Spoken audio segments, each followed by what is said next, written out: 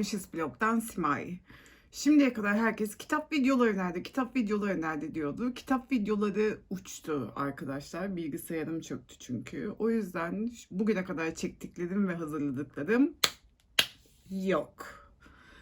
Tabii ki kağıt üstünde de sürekli not tutan bir insan olarak dönüp onları tekrar çeksem ve tekrar anlatsam mı dedim. Ama sonra papağan gibi kendimi tekrarlamak istemediğim için yeni videolara geçelim dedim. Bu yüzden bugün yeni bir videoyla ve kanalın ilk kitap videosuyla karşınızdayım. Eylül biterken planları, programları tekrar gözden geçiriyoruz tabii. Çünkü artık yılın son 3 ayına giriyoruz. Ben de bu yıl yaptığım challenge'lara tekrar bir göz atayım dedim. Goodreads'e iyi gidiyorum. Hatta hedef sayımı falan da yükselttim. Ama şöyle de bir şey var. Bu yıl yaptığım 3 temel challenge var. Bir tanesi her ülkeden bir kitap challenge'ı. Bu sonsuza kadar sürecek. Onu kabul ettim artık. Hatta bazı ülkelerden hiç kitap bulamayacağım. Onu da kabullendim. Eğer sizin de böyle edebiyatına çok alışkın olmadığınız ülkelerden önerileriniz varsa onları beklerim. Aşağıya yorum olarak bırakabilirsiniz. Onun dışında bu yıl çok sevdiğim Kitaplık Kedisi'nin challenge'ını yapıyorum.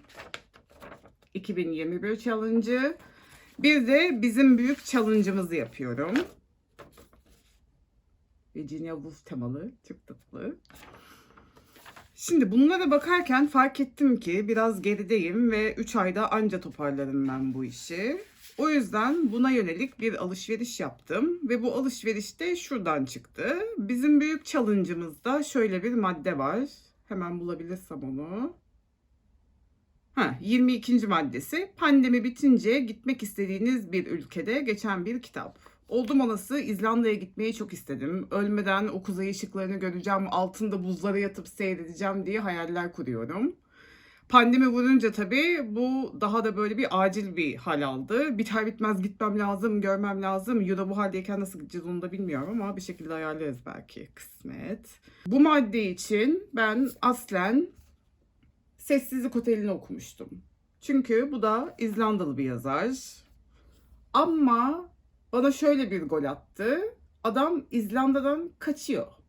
İzlanda'da geçmiyor kitap. Bambaşka, savaştan yıkılmış, farklı bir ülkede geçiyor. O yüzden tabii ki pandemiden sonra gitmek istediğim ülke olarak bunu okuyamadım ve kitabı da çok sevdiğim için carlayamadım da. Bu nedenle İzlanda için farklı bir kitap seçmem gerekti. Şu an tam olarak nerede gördüğümü hatırlamadığım bu kitabı seçtim ben de İzlanda için. Bu evet, ilk davasına bakmak için gittiği terk edilmiş köyde geçirdiği süre boyunca diyor.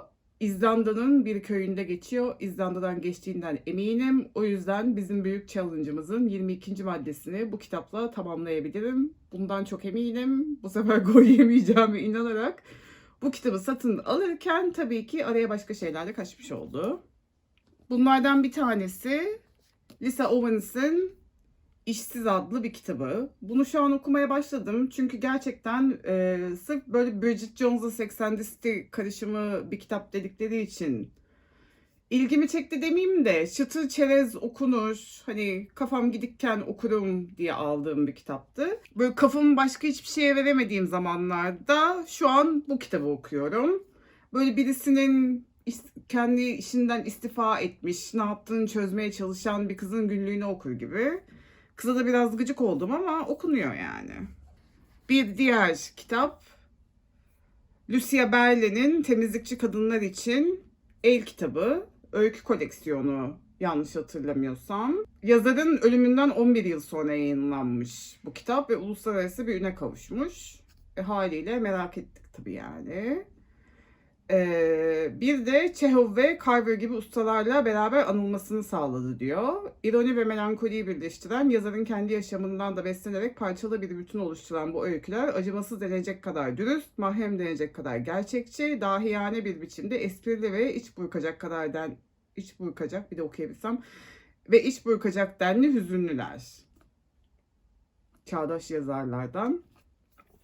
Bir diğer kitapta Lüzumsuz Kadın. Bunu da yine bana birisi önermişti diye hatırlıyorum ama kim olduğunu gerçekten hatırlamıyorum şu anda. Beyrut İç Savaşı esnasında yaşadıklarını diyor. O beni biraz gerdi şu anda. O yüzden buna ne zaman sıra gelir bilmiyorum ama merak etmedim de değil tabii. Bir diğer kitap bir İspanyol yazardan, Tristana. Bu da erkek egemen bir toplumda Tristana'nın bir erkeğe bağımlı olmadan kendi ayakları üzerinde durma çabası ve hep erkeklere göre işlere heves etmesi, ancak talihsiz bir şekilde bir bacağının kesilmesiyle hiç istemediği bir evlilik yapmak zorunda kalmasını etkileyici bir üslupla kaleme alan Galdos'un bu romanda kadının duygu ve düşüncelerine yaklaşımı günümüzle kıyaslandığında dahi hayli dikkate değerdir. İlgilendiğim konulardan olduğu için tabii ki. Bir diğeri Adam Johnson'ın George Orwell Arkadaşımdı. Bunu sadece isminde George Orwell gördüğüm için aldım. Bakalım nasıl bir şey olacak. Sonra Betty Smith'ten Bir Hiç içine geçiyoruz. Bir genç kız yetişiyor romanının yazarı. Bunu da sadece bunu gördüğüm için aldım. Gençliğimizin sevilen romanlarından olduğundan yazara bir sempatimiz var. Bakalım bu nasıl olacak. Bir diğeri Wild Pets isimli bir roman ve okuduğum kadarıyla bu yazarın ilk romanı. Kendisi Sally Rooney ve Zadie Smith'e benzetiliyor. Yani Zadie Smith'i severim ama Sally Rooney'e de Zadie Smith'e de böyle aşırı bayılmıyorum ama konusu ilgimi çekti. O yüzden bunu da merak ettim. Bu da İngiltere doğumlu ama Jamaika'da büyüyen bir yazarın kitabı. Bunu da gerçekten nerede gördüm, neden listeme aldım hiç hatırlamıyorum ama online bulunca aldım tabii.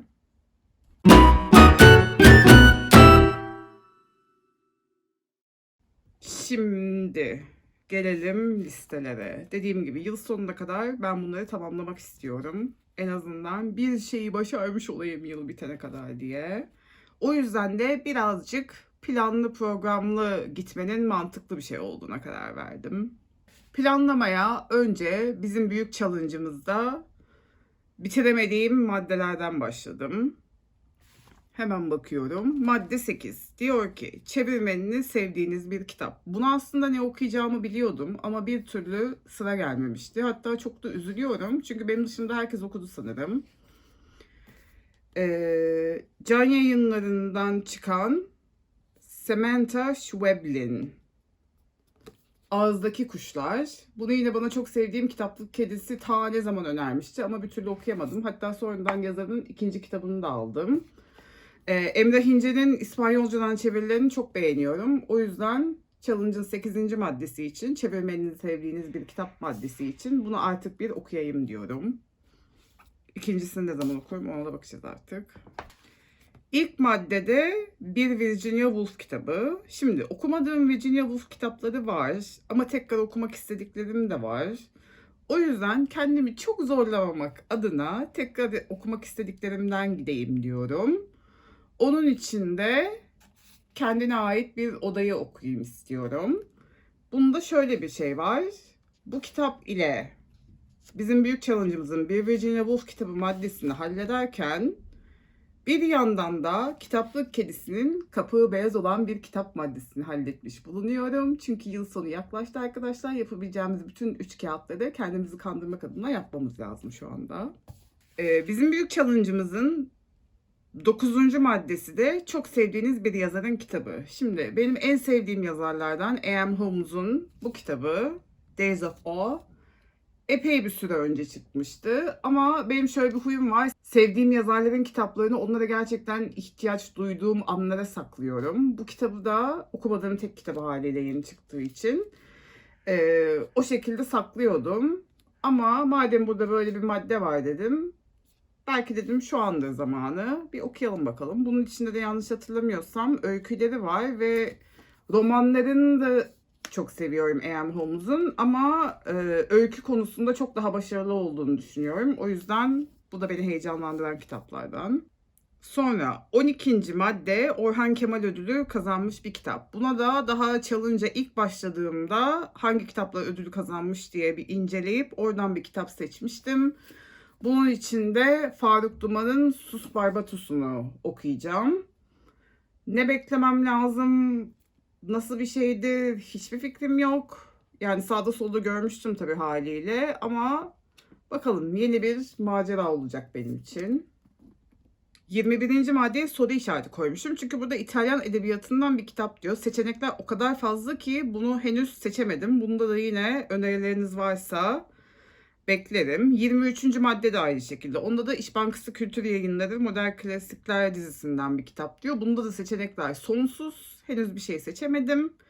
Bakmaya devam ediyoruz. Evet, şimdi kitaplık kedisi challenge'a geçebiliriz. Burada da ne okuyacağımı bulamadıklarımdan ismi T harfiyle, evet, ismi T harfiyle başlayan bir yazarın kitabı. Yani arkamda şu an öbür ucunu görmüyorsunuz ama kocaman bir kitaplık var ve ben ismi T harfiyle başlayan yazar bulamadım burada. Şaka gibi. O yüzden buna bakmaya devam edeceğim. Ee, Uzun zamandır okunmayı bekleyen bir kitap var. Yine altını dolduramadığım. Onu şu an Jane Bowles'ın Two Serious Ladies isimli kitabını okuyorum. Hatta bunu o kadar uzun zaman önce almışım ki arkasına okudum, içini karıştırdım. Çünkü tanıdığım bir yazar değil. Ben bu kadını nereden görmüşüm, bu kitabı nereden görmüşüm, neden satın almışım diye epey bir bakındım ama sonra hatırladım. Artık kitabı yorumlarken söyledim. O biraz sır kalsın. Bir altını dolduramadığım madde daha, en kısa 600 sayfa olan bir kitap. Onda da Donna Tartt'ın The Goldfinch'ini bir ara başlamıştım. Hatta şurada bookmark'ım var gördüğünüz gibi. Bir yere kadar okumuşum. Tabii şu an okuduğumu pek hatırlamıyorum. Bunu okumayı planlıyorum. Bunu da bana arkadaşım Şahika vermişti. Bu onun kitabı. Benim bile değil. Şahikacığım, buradan sana selam olsun. Eğer kitabını bulamıyorsan hala bende. İnşallah yıl sonuna kadar okuyup sana geri vereceğim. Böylece de bir challenge maddesini tamamlamış olacağım. Bir diğer madde Ermeni bir yazarın kitabı. Bunun için bir şey almıştım ama şu anda bulamadım. İnşallah çıkar bir yerlerden. Normalde bu kadar dağınık bir insan değildim ama bakalım. Diğer altı boş kalanlarda bir Slovak yazar ve felsefeyle ilgili bir kitap arkadaşlar. Şu an onlara ne okuyacağıma hiç karar veremedim. Dönüp Elif'in listesine bakacağım o ne koymuş diye. Elif'cim, sana da selam olsun. Senden çalabilirim bunları direkt çünkü şu an hiçbir fikrim yok. Bakalım neler olacak. Evet, benim şu an okumakla alakalı güncellemelerim bunlardı. Kitap videosu dediniz. Umarım böyle bir başlangıç sizin için de güzel olmuştur. Dediğim gibi şu anda 2 kitap okuyorum. Biri Jane Bowles'ın Two Serious Ladies, bir de Lisa Owens'ın İşsiz. Bunu biraz daha kafamın çalıştığı, beynimin bir şeyleri bastığı zamanlarda, bunu da hiçbir şey kafamı veremediğim, gerçekten Allah'ım şu an çok gerizekalı mıyım ben acaba diye düşündüğüm zamanlarda okuyorum. Bunlar bitince de yine yorumlarımı paylaşırım. Bu arada çektiğim kitap videoları uçtu dedim ama güzel bir şey de geldi bu süreçte. Kitaplık Kedisi Elif'le birlikte Okur Sohbetleri isimli bir podcast'e başladık. Hatta ilk bölümü yayınlandı. Sizin de Burakamiyan olarak Instagram'dan tanıdığınız Sezer'le sohbet ettik. İnanılmaz keyifli geçiyor bu sohbetler. Hala da devam ediyor. Tabii ki başka bölümler de gelecek. Onu da dinlemenizi tavsiye ederim. Gerçekten yani biz çok keyif alıyoruz. Siz de dinlerken keyif alırsınız diye düşünüyorum. Onun linkini de aşağı bırakacağım. Onu da göz atmayı unutmayın. Ve her zaman olduğu gibi siz de kitap, defter, kalem, özellikle dolma kalem seviyorsanız kanalıma abone olursanız çok sevinirim. Bir dahaki videoda görüşmek üzere.